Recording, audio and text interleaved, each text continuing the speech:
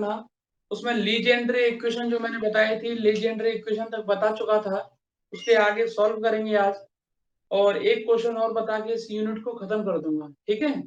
तो Legendre equation जहां तक मैंने बताया था वहां तक आपके पास लिखा होगा, तो आज मैं नोट्स भी भेज दूंगा।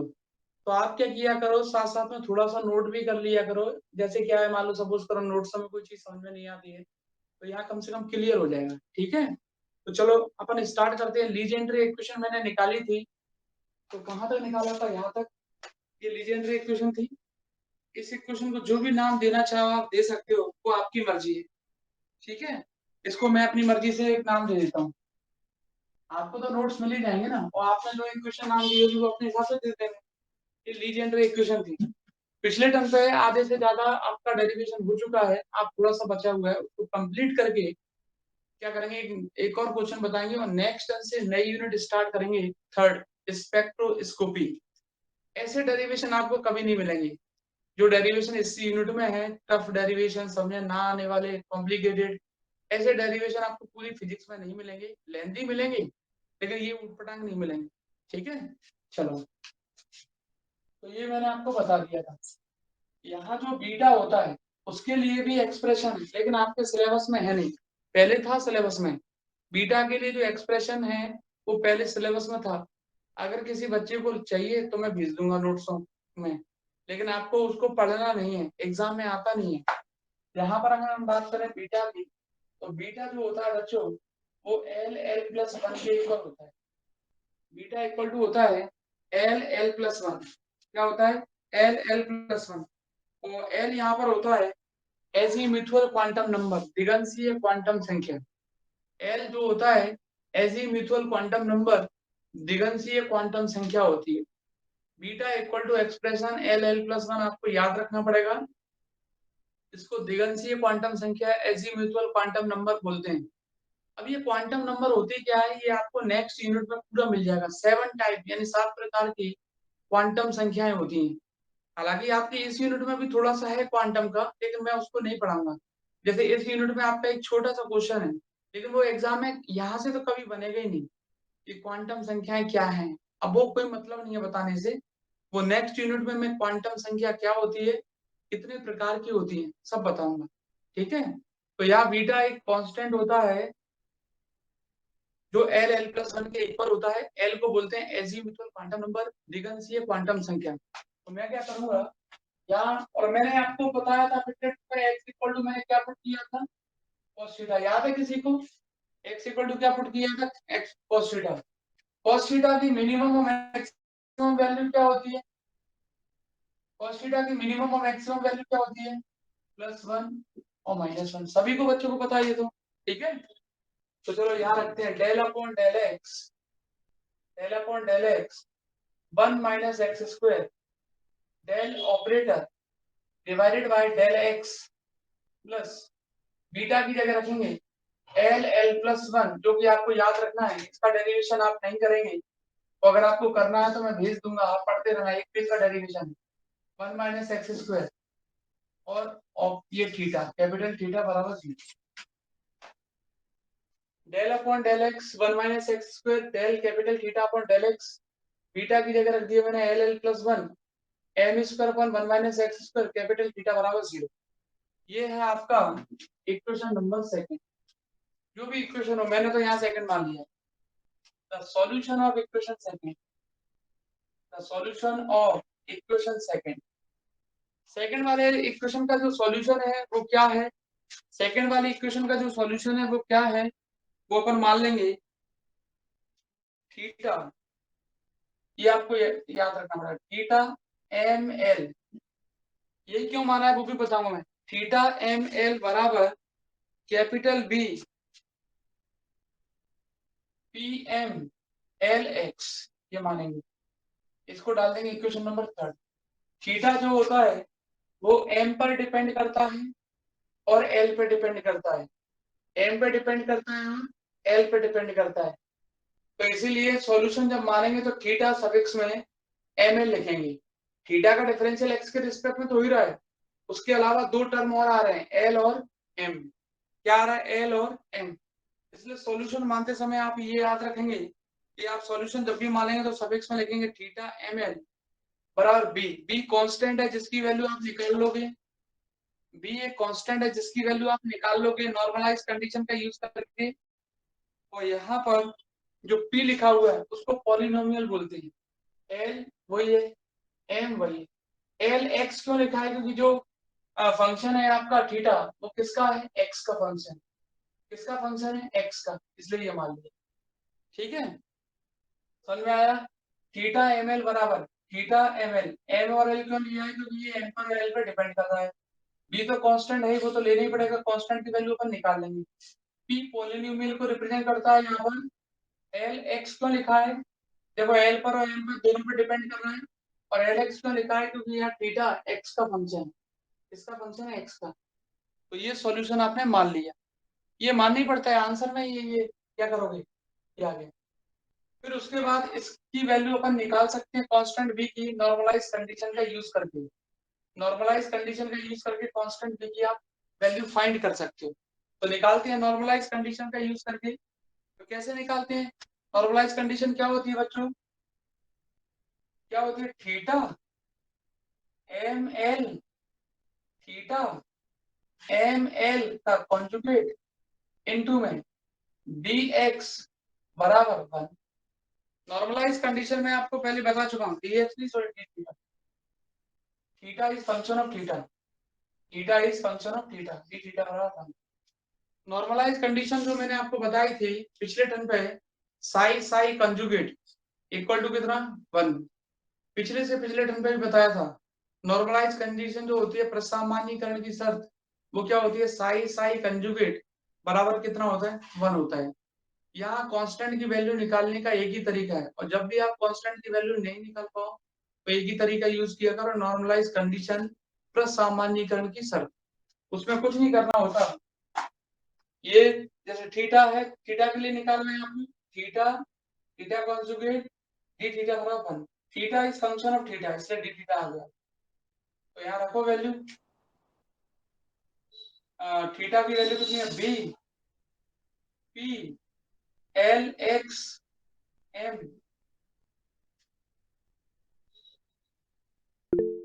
क्लियर नहीं दिख रहा है क्या? कॉन्जुगेट निकालेंगे। अच्छा, क्लियर नहीं दिख रहा है? अच्छा, तो दिख रहा है सर। सर दिख रहा है, बस लेकिन ये सर नेटवर्क थोड़ा वो कर रहा तो बीच बीच में ऐसा ब्लर हो रहा, नहीं तो साफ आ रहा। हाँ, थोड़ा बहुत तो ब्लड होता ही है, नेटवर्क प्रॉब्लम है ना ये। कुछ हो जाता है बीच में। मेरे यहाँ से तो नहीं होना चाहिए क्योंकि मेरे यहाँ तो नेटवर्क सर में कोई मौसम दिक्कत ही खराब नहीं है ना, पानी बरस रहा तो हो जाता है। हाँ, थोड़ा थोड़ा। इसलिए चिपक रहा होगा। चिपक नहीं उसमें रहा तो सर, कभी देखिए, कभी हो जाता है एक आध सेकंड के लिए सर, लेकिन साफ आ रहा है। उसमें उसमें इतना टेंशन में आ जाते हैं कि अब मूवी होगी ना, मूवी अभी चल रही होगी, यहाँ मूवी दिखा रहा हूँ तो उसमें क्या करेंगे? ऐसे देखेंगे कि पतंग छूट ना जाए, और यहाँ ऐसे तुरंत बोल देंगे चिपक रहा है सर। चिपक नहीं, तुम जो समझ में आता है वो समझ लो, नहीं आया तो मैं समझा दूंगा, वैसे सिंपल है।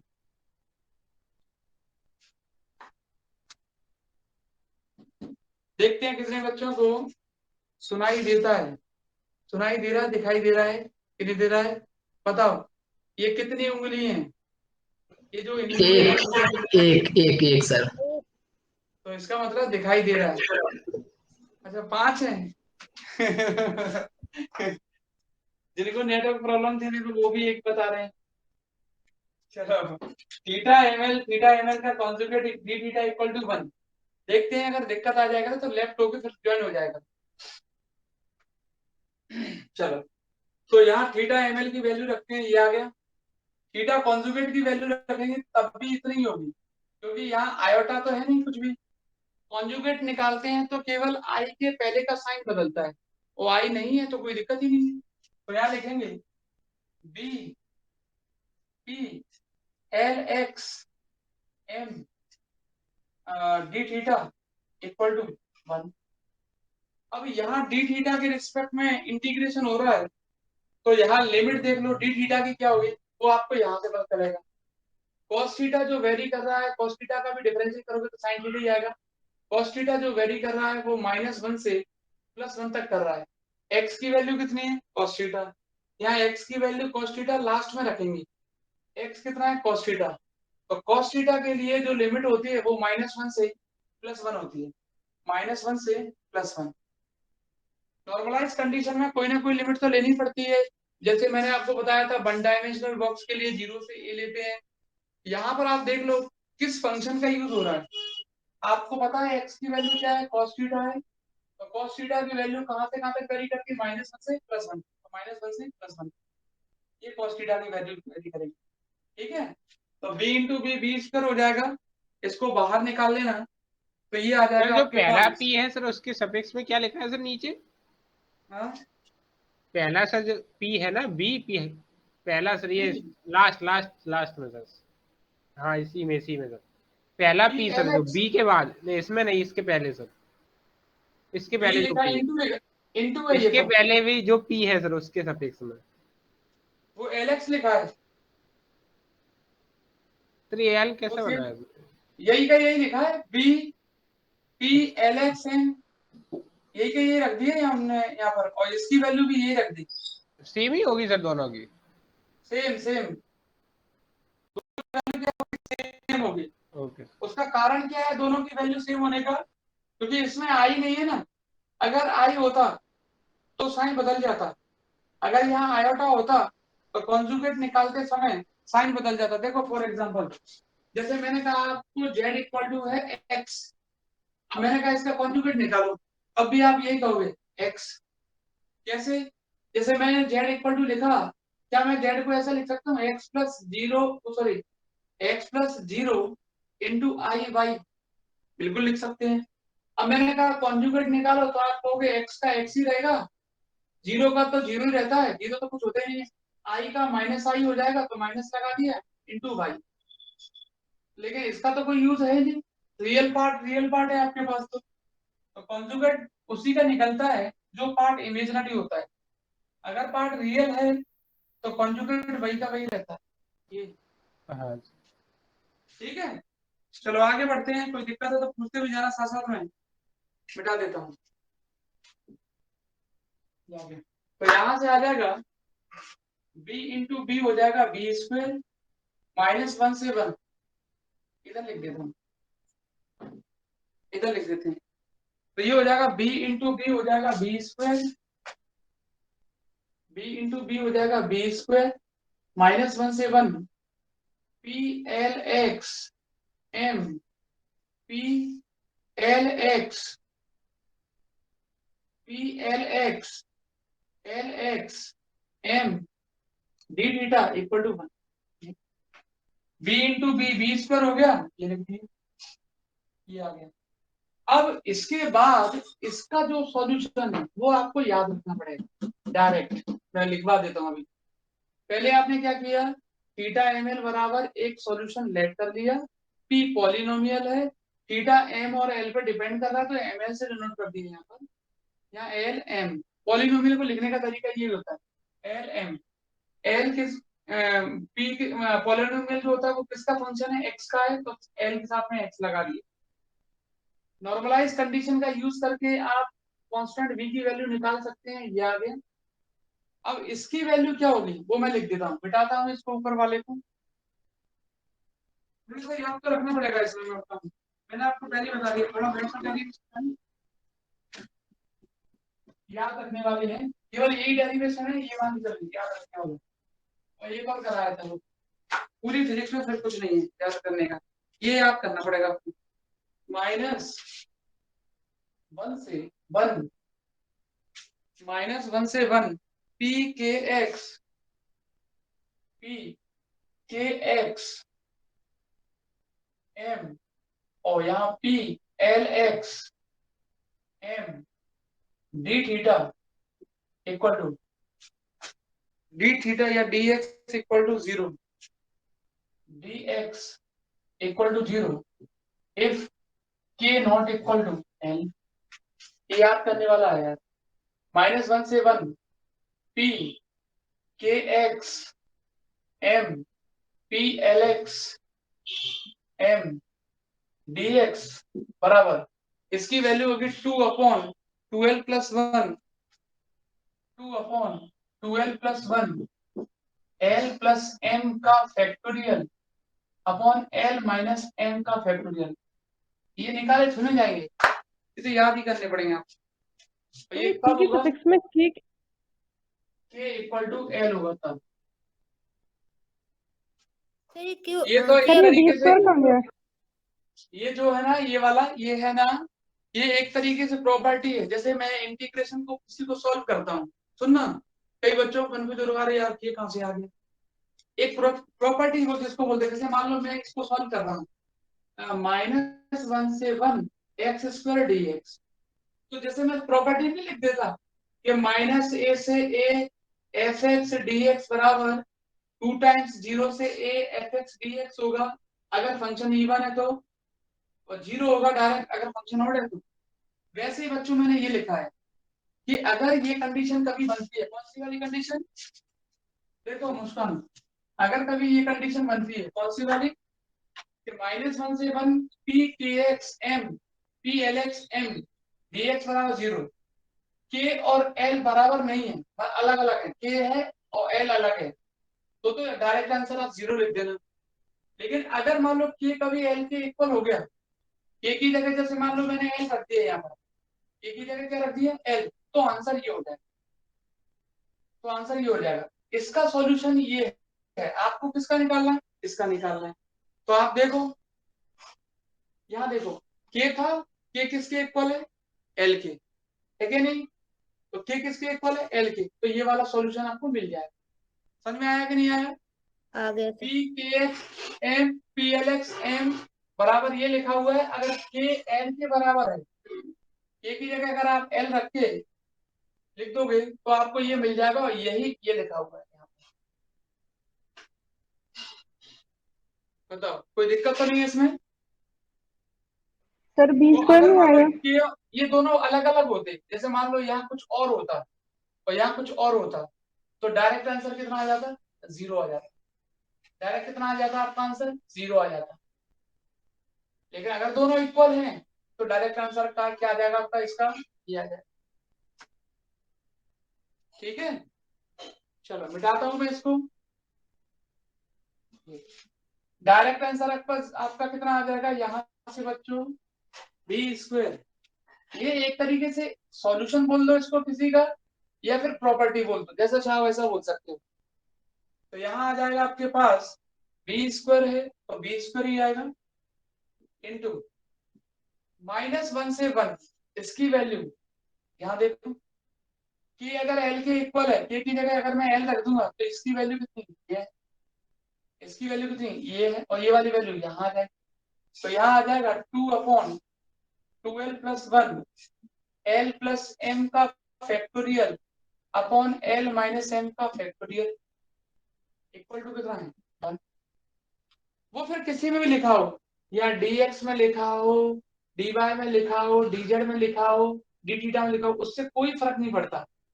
कोई फर्क नहीं पड़ता। अगर मान लो इधर कहीं x आ रहा होता तो मैं उसकी जगह थीटा लिखता, लेकिन यहाँ तो कुछ ऐसा आ नहीं रहा है। तो प्रॉपर्टी किसी भी फॉर्म में लिख दो, ये प्रॉपर्टी बोल दो इनको, या इनका सॉल्यूशन बोल दो, जैसा चाहो वैसा बोल सकते। तो यहाँ से बी स्क्वायर की वैल्यू निकाल देना, तो ये आ जाएगा बी स्क्वायर इक्वल टू, इसको उधर ले जाओ, 2l प्लस 1 अपॉन 2, ये ऊपर जाएगा नीचे जाएगा, l minus M factorial upon l plus M factorial. तो यहां से आ जाएगा b की वैल्यू कितनी आ जाएगी? p बराबर अंडर रूट के अंदर 2l plus 1 upon 2 l minus m factorial divided bye l plus m factorial. b आ गया, b आ गया। आप b की वैल्यू रख दो, मिटा दो उसको। चलो मिटा देता हूं, सॉल्यूशन में रख दो। b की वैल्यू निकालने के बाद सॉल्यूशन में रखो। सॉल्यूशन क्या था आपका? The solution is, the solution is, जो सेकंड इक्वेशन थी ना आपकी, सेकंड, थीटा एम एल बराबर क्या था? b, मैं लिख देता हूं पहले, b फिर क्या था P, यहाँ था LX और यहाँ M, यही था। तो यहाँ लिखे थीटा ML बराबर B की जगह आ जाएगा ये पूरा under root 2L+1 upon 2L minus M factorial divided by L+M factorial. फिर B की जगह रख दिया P, L, X की जगह रख देना cos थीटा, X की जगह रख देना cos थीटा, X की जगह रख देंगे cos थीटा और M आ जाए। X की जगह रख दिया cos थीटा तो L cos थीटा डिवाइड ये ऊपर M आ जाएगा। और फाइनल सॉल्यूशन कितना आ जाएगा? The final solution. अब मैं फाइनल सॉल्यूशन क्यों लिख रहा हूँ यहाँ पर मालूम है? क्योंकि मुझे इक्वेशन नहीं पता ना, मैं भूल गया इक्वेशन कौन सी थी। सॉल्यूशन फाइनल कौन सा था? साई बराबर जो पिछले टर्म पे लेट किया था मैंने, psi function of theta and phi. वहां था आपको याद हो theta, theta which is function of theta and phi which is function of phi.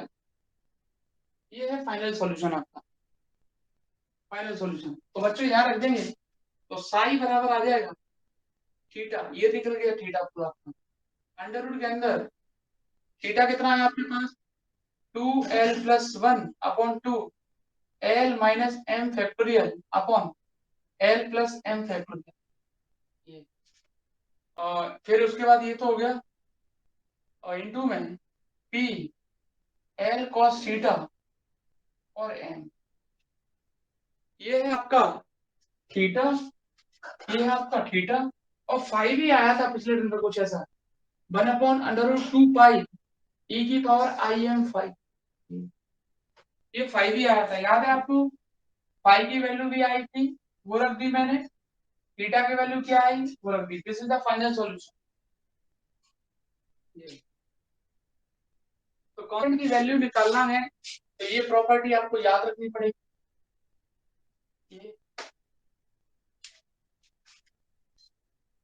ये हो गया सॉल्यूशन।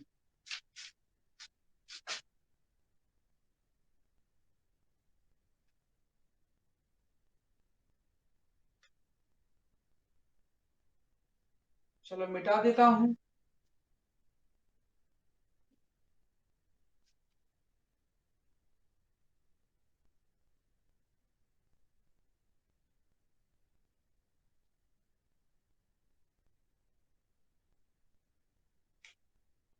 मिटा दें इसको।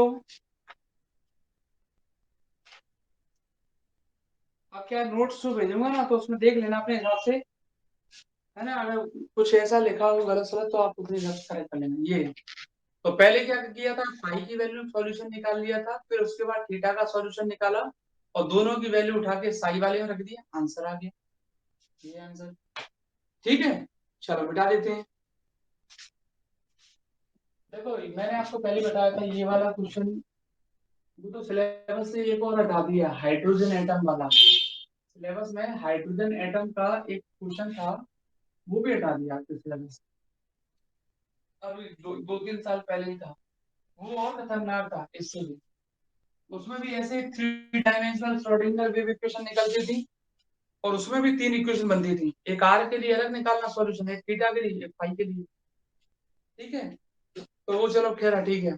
अब जो लास्ट टॉपिक बचा है थ्योरेटिकल, वो 2 नंबर में आता है वैसे एग्जाम में, कई बार पूछा गया है 2 मार्क्स का।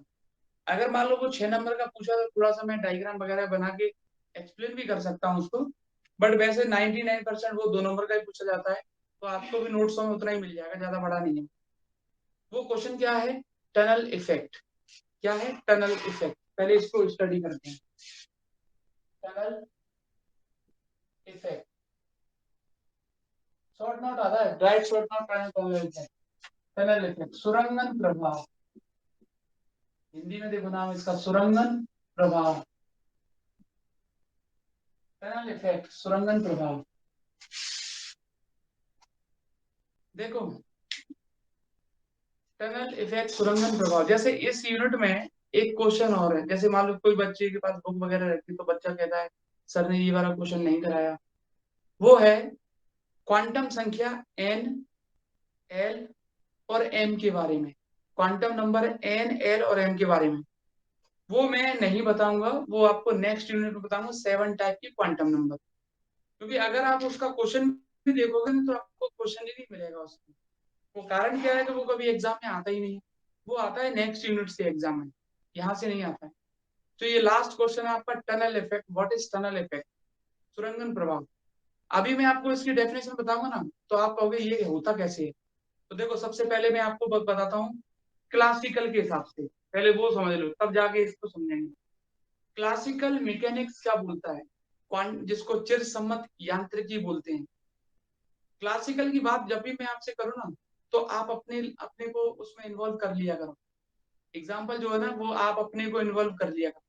क्लासिकल मैंने बताया था, क्लासिकल और क्वांटम में एक बहुत बड़ा डिफरेंस होता है। क्लासिकल ऑब्जेक्ट वो ऑब्जेक्ट होते हैं, या क्लासिकल मैकेनिक्स वो मैकेनिक्स होती है जिसमें हम किसी बड़े ऑब्जेक्ट के बारे में स्टडी करते हैं, और क्वांटम में एक छोटे से ऑब्जेक्ट के बारे में बात करते हैं, जैसे इलेक्ट्रॉन है, प्रोटॉन है। क्लासिकल में आप अपनी भी बात कर सकते हो, आप किस स्पीड से जा रहे हो, किस वेलोसिटी से जा रहे हो, है ना, आप पर कितना फोर्स लग रहा है, ये सारी चीजें। तो जब भी चिरसम्मत की बात करूं ना, चिरसम्मत व्याख्या, तो आप समझो कि आपके बारे में बात कर रहा हूं मैं। और जब भी क्वांटम की बात करूं ना मैं, तो आप समझ जाना न्यूट्रॉन, प्रोटॉन, इलेक्ट्रॉन के बारे में बात कर रहा हूं। ठीक। तो देखो, क्लासिकल मैकेनिक्स ये बोलता है कि जब भी क्लासिकल मैकेनिक्स ये बोलता है कि जब भी किसी पार्टिकल की, क्लासिकल जैसे मैंने बोला आपने तुरंत दिमाग में बिठा लिया, ऐसा पार्टिकल जिसको मैं देख सकता हूं, जैसे कि आप।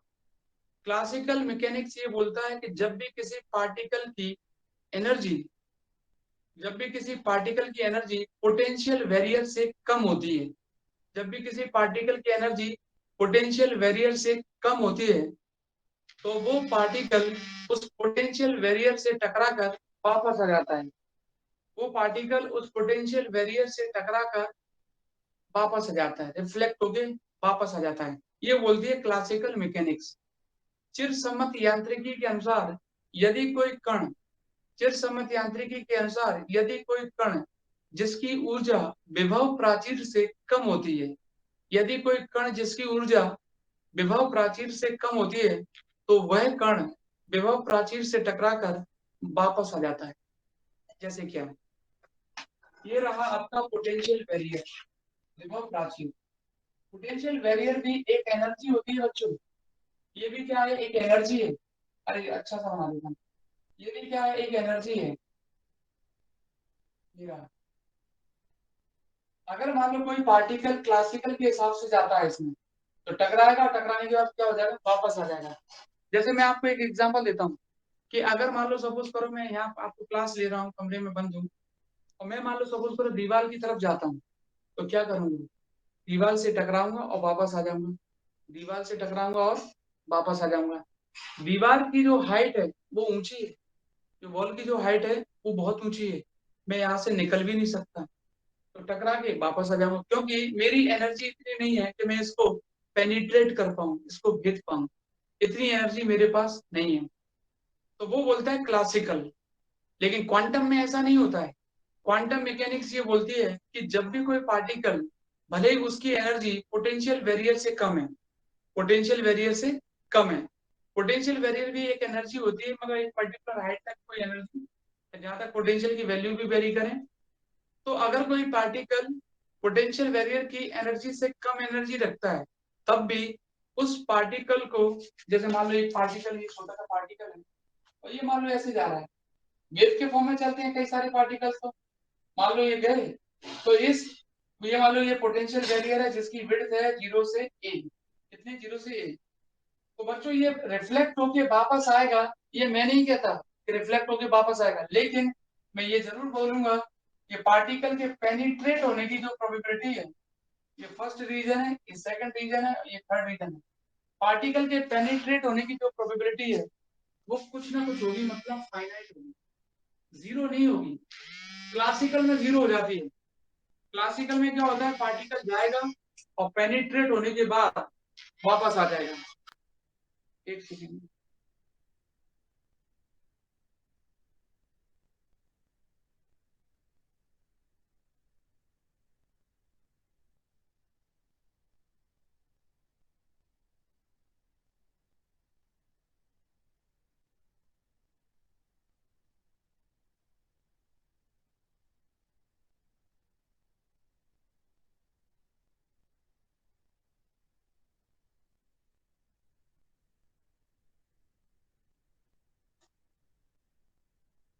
तो क्लासिकल मैकेनिक्स क्या बोलता है? क्लासिकल मैकेनिक्स ये बोलता है कि अगर हम किसी वॉल की बात करते हैं, जैसे मान लो ये पोटेंशियल वेरियर ले लिया, पोटेंशियल वेरियर का मतलब बच्चों होता है जहां पोटेंशियल की वैल्यू वेरी करती है। पोटेंशियल की वैल्यू क्या करती है? वेरी करती है। तो क्लासिकल ये बोलता है, क्लासिकल थ्योरी ये बोलती है कि जब भी कोई पार्टिकल किसी वॉल पर स्ट्राइक करता है, पार्टिकल ही बोल रहा हूँ, पार्टिकल में आप कब भी आ जाएंगे, वॉल पर स्ट्राइक करता है या पोटेंशियल बैरियर पर स्ट्राइक करेगा तो वो रिफ्लेक्ट होकर वापस आ जाएगा। आप सोचो ना, आप कमरे के अंदर हो, दीवार को क्रॉस करके निकल सकते हो? नहीं निकल सकते। लेकिन क्वांटम वाला ये बोलता है कि आप अगर किसी वॉल पर स्ट्राइक करते हो या क्वांटम के अकॉर्डिंग कोई पार्टिकल किसी वॉल पर या किसी पोटेंशियल बैरियर पर स्ट्राइक करता है बार बार, तो उसके पेनिट्रेट होने की प्रोबेबिलिटी कुछ ना कुछ होती है, भले कम हो। अब कम होगी कि ज्यादा होगी वो डिपेंड करेगा कि किसके ऊपर? इसकी विड्थ के ऊपर। जितनी ज्यादा इसकी विड्थ होगी उसकी प्रोबेबिलिटी उतनी ही कम होती जाएगी। जितनी ज्यादा इसकी विड्थ होगी उसकी प्रोबेबिलिटी कम होती जाएगी, और जितनी विड्थ कम होगी प्रोबेबिलिटी ज्यादा हो जाएगी, जल्दी पेनिट्रेट कर जाएगा। तो एक बार फिर से सुनो जल्दी से। चिरसम्मत यांत्रिकी के अनुसार, फिर आगे कंटिन्यू करूंगा मैं। चिरसम्मत यांत्रिकी के अनुसार यदि कोई कण विभव प्राचीर से टकराता है और उस कण की ऊर्जा विभव प्राचीर की ऊर्जा से कम होती है तो वो कण कभी भी उसको भेद नहीं पाएगा, टकरा के वापस आ जाएगा।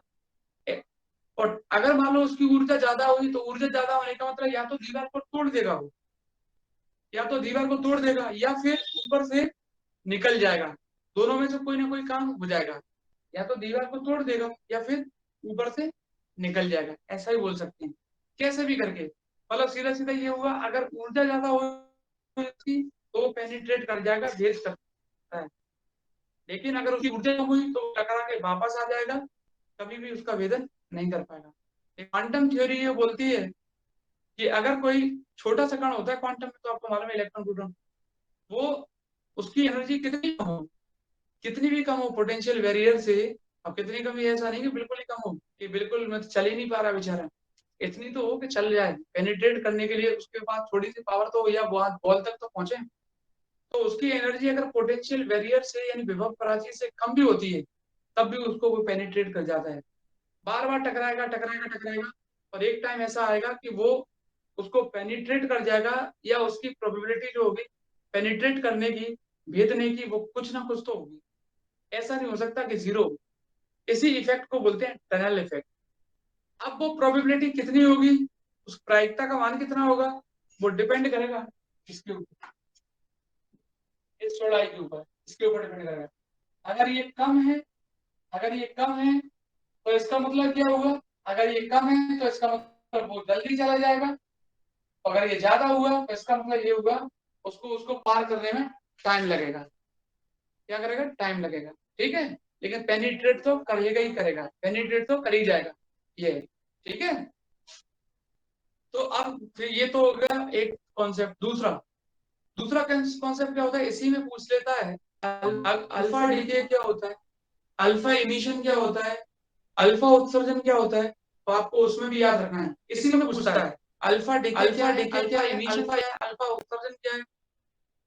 तो किसी भी न्यूक्लियस से जो अल्फा पार्टिकल होते हैं वो इमिटेड होते हैं। किसी भी न्यूक्लियस से जो अल्फा पार्टिकल होते हैं वो अगर होते हैं तो उसी को बोलते हैं अल्फा इमिशन प्रोसेस। क्या बोलते हैं? Alpha process. किसी भी नाभिक से अल्फा कण के उत्सर्जन होने की प्रक्रिया अल्फा कण उत्सर्जन कहलाती है। क्या कहलाती है? अल्फा कण उत्सर्जन। बच्चों मैंने आपको पहले ही बताया था कि न्यूक्लियस के अंदर अगर हम बात करते हैं, मान लो कोई अल्फा पार्टिकल है, थोड़ी सी थ्योरी और मिलेगी इसमें आपको, तो वो थोड़ा सा मैं बता देता हूँ, बाकी तो आपको याद ही करना है। ये अगर मान लो ये न्यूक्लियस है, इस न्यूक्लियस के अंदर आपको मालूम है अगर कोई पार्टिकल रहता है, जैसे मान लो अल्फा पार्टिकल ही, मान लो इस न्यूक्लियस के अंदर अल्फा पार्टिकल है, तो बच्चों अल्फा पार्टिकल पर अट्रैक्टिव फोर्स लगेगा। और अगर न्यूक्लियस के बाहर अगर कोई पार्टिकल चला जाता है, जैसे मान लो अल्फा पार्टिकल न्यूक्लियस के बाहर चला गया, तो उस पर हमेशा रिपल्सिव फोर्स लगेगा। कौन सा लगेगा? Repulsive force. न्यूक्लियस के बाहर रिपल्सिव फोर्स यानी प्रतिकर्षण बल लगता है, और न्यूक्लियस के अंदर रहेगा तो कौन सा बल लगेगा? आकर्षण बल लगेगा। या ऐसा भी बोल सकते हैं कि अल्फा पार्टिकल अगर न्यूक्लियस के अंदर है तो उस पर अट्रैक्टिव फोर्स की वैल्यू रिपल्सिव फोर्स से ज्यादा होगी। तो अगर कोई पार्टिकल न्यूक्लियस के बाहर है तो वहां पर रिपल्सिव फोर्स की वैल्यू अट्रैक्टिव फोर्स से ज्यादा होगी। क्या होगी? अट्रैक्टिव फोर्स से ज्यादा होगी। मान लो कोई पार्टिकल यहाँ से चला आ रहा है, अल्फा पार्टिकल ऐसे, तो आप ये कहोगे रिपल्सिव फोर्स ज्यादा है यहाँ पर as compare to attractive force. या ऐसा भी बोल सकते हैं कि इलेक्ट्रोस्टैटिक फोर्स की जो वैल्यू होती है, इलेक्ट्रोस्टैटिक फोर्स की वैल्यू जो होती है वो न्यूक्लियस फोर्स से ज्यादा है जब वो पार्टिकल बाहर है, और इलेक्ट्रोस्टैटिक फोर्स की वैल्यू अंदर आ जाएगा तो कम होगी as compare to nucleus force, कम हो जाएगी। तो नाभिक के अंदर अगर कोई अल्फा कण है तो उस पर आकर्षण बल का मान ज्यादा होता है प्रतिकर्षण की तुलना में, और नाभिक के बाहर अगर कोई अल्फा कण है तो उस पर आकर्षण बल कम हो जाएगा, प्रतिकर्षण बल क्या हो जाएगा? ज्यादा हो जाएगा।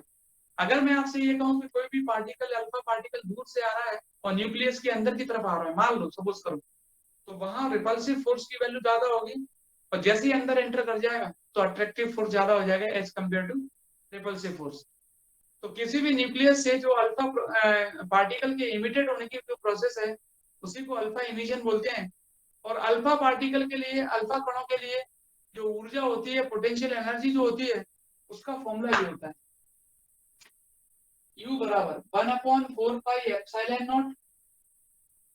जैसे मान लो यहाँ अल्फा पार्टिकल है तो 1/4πε0 अल्फा पार्टिकल का चार्ज 2e, ये होता है ना फॉर्मूला 1/4πε0, पढ़ा है आपने, Q1 Q2 अपॉन R²। इतना फोर्स लगता है, कितना फोर्स लगता है।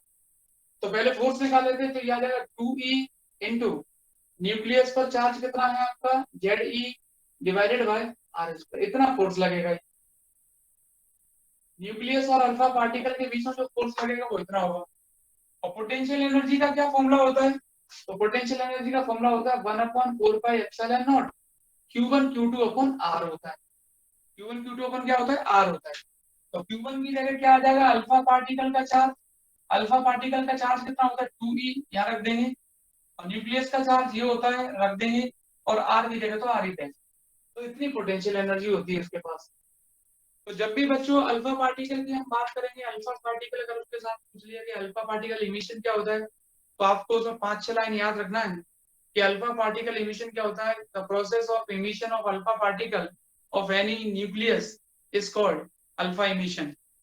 किसी भी अल्फा कण के नाभिक से उत्सर्जित होने की जो प्रक्रिया होती है उसी को अल्फा कण उत्सर्जन कहा जाता है। और 2-3 चीजें और याद रख लेना। पहली चीज ये है कि न्यूक्लियस के अंदर अगर कोई अल्फा पार्टिकल है तो उस पर अट्रैक्टिव फोर्स ज्यादा होता है as compare to repulsive force. Second point ये भी याद रखना उसमें कि उस पर न्यूक्लियर फोर्स की ज्यादा वैल्यू होगी as compare to electrostatic force. अगर कोई अल्फा कण नाभिक के अंदर उपस्थित है तो वहां पर नाभिकीय बल प्रतिकर्षण बल की तुलना में ज्यादा होगा। या ऐसा भी बोल सकते हैं, अगर कोई अल्फा कण नाभिक के अंदर उपस्थित है तो वहां पर आकर्षण बल का मान प्रतिकर्षण बल की तुलना में भी अधिक होगा। लेकिन अगर कोई अल्फा पार्टिकल बाहर है तो रिपल्सिव फोर्स अट्रैक्टिव फोर्स से ज्यादा होता है, या फिर इलेक्ट्रोस्टैटिक फोर्स न्यूक्लियर फोर्स से ज्यादा होता है। अल्फा कण नाभिक के बाहर चला गया तो प्रतिकर्षण बल आकर्षण बल की तुलना में ज्यादा प्रभावी होगा। और ऐसा भी बोल सकते हैं कि विद्युत आकर्षण बल का मान या विद्युत प्रतिकर्षण बल का मान नाभिकीय बल से ज्यादा होगा। तो ये था एक आध कोई डायग्राम छोटा सा है, इसको करना है आपको टनल इफेक्ट। टनल इफेक्ट की डेफिनेशन जरूर याद रखना। मालूम है टनल इफेक्ट की डेफिनेशन केवल 2 लाइन की है, मैंने जितना बताया। क्या थी? According to quantum mechanics, classical नहीं, अकॉर्डिंग टू क्वांटम मैकेनिक्स, अगर कोई पार्टिकल की एनर्जी या किसी पार्टिकल की एनर्जी पोटेंशियल बैरियर से बहुत कम है, पोटेंशियल बैरियर से कम है, तब भी उस पार्टिकल के उस पोटेंशियल बैरियर को पेनिट्रेट करने की जो प्रोबेबिलिटी होती है वो कुछ ना कुछ तो होती है, फाइनाइट होती है। तो उसी प्रोसेस को बोलते हैं टनल इफेक्ट, और ये depend on the width of potential barrier. Quantum यांत्रिकी के अनुसार जब भी कोई कण, किसी भी कण की अगर बात करते हैं, जब भी किसी कण की ऊर्जा विभव प्राचीर से कम होती है या बहुत कम होती है, तब भी उस कण द्वारा विभव प्राचीर को भेदने की जो क्षमता होती है उसकी प्रायिकता कुछ ना कुछ होती है। इसी घटना को सुरंगन प्रभाव कहा जाता है। और सुरंगन प्रभाव केवल दो चीजों पर डिपेंड करता है, एक तो एनर्जी, अब इतनी भी कम नहीं होगी, चल ही नहीं पाए वो, एक तो एनर्जी और दूसरा विड्थ यानी चौड़ाई पर डिपेंड करता है। तो ये होता है सुरंगन प्रभाव। ठीक है, तो ये आज का टॉपिक खत्म हो गया आपका। इसके बाद हम स्टडी करेंगे स्पेक्ट्रोस्कोपी के बारे में, मतलब 3rd यूनिट है। जिस बच्चे को जो भी बच्चे आपके संपर्क में हो, जैसे कुछ बच्चों का मेरे पास मैसेज भी आया था कि कुछ बच्चे क्लास ज्वाइन करना चाहते हैं, तो आप बता देना स्पेक्ट्रोस्कोपी से कर सकता है। आज मैं इतना ही पढ़ाऊंगा क्योंकि एक तो नेट प्रॉब्लम थोड़ा सा दिक्कत दे रहा है आप लोगों का, दूसरा क्या है लेक्चर ही खत्म हो गया। नेक्स्ट टाइम से मैं 3rd यूनिट स्टार्ट करूंगा और आज इसके नोट्स भेज दूंगा। जो भी आपको डाउट पूछना है वो मेरे से पूछ सकता है। फिर नेक्स्ट टाइम पे इसको आगे कंटिन्यू करेंगे अपन स्पेक्ट्रोस्कोपी को। अब ऐसे डेरिवेशन आपको नहीं मिलेंगे, थ्योरी मिलेगी। और देखो ऑनलाइन में घाटा यही रहता है, क्या, नेट प्रॉब्लम थोड़ी सी। सर आप और ऑफलाइन फायदा कब क्या रहता है, पढ़ाओगे? और फायदा ये रहता है कि कम समय में बहुत कुछ हो जाता है। मतलब मैं चाहूँ तो अभी 1.5 महीने में सिलेबस खत्म कर सकता हूँ, 2 महीने में, लेकिन करता नहीं हूँ, धीरे धीरे चलाता हूँ उसको। क्यों लिखते हैं, समय तो बहुत पूरा बचता है। थ्योरी थ्योरी जो मैं बच्चों को एक एक टर्न में लिखाता हूँ वो यहाँ 10 मिनट में खत्म हो जाती है, केवल समझाना ही तो है। ये तो फायदा ये है, दूसरा घर पे बैठ के आराम से पढ़ रहे हैं। ऑफलाइन क्लासेस चल तो रही हैं, लेकिन मुरार और थाटी पर चल रही हैं, अगर वहां आना चाहो तो आ सकते हो। अभी कंपू पे तो ऑफलाइन के लिए बच्चे ही कम हैं, मैं बताऊँ आपको, तो इसलिए वहां स्टार्ट नहीं किया है। अगर ज्यादा बच्चे होते हैं तो ये तो वाला मैं हो जाएगा स्टार्ट तो कर फर्स्ट दूंगा। चैप्टर रिपीट करा दीजिएगा फिर आप। करा दूंगा। ये सर। अब ऑनलाइन वाले बच्चों को टेंशन लेने की आवश्यकता नहीं है, और जो बच्चा ऑफलाइन भी आ रहा है उसको भी मैं रिवीजन जब कराऊंगा तो ऑनलाइन ही कराऊंगा। ठीक है, तो उसकी टेंशन ना लें, सिलेबस जल्दी खत्म हो जाएगा, फिर उसके बाद रिवीजन ही कराएंगे आपको, अभी कराएंगे। आप तो केवल एक ही चीज की टेंशन लो कि चलो नेक्स्ट टाइम में मिलते हैं।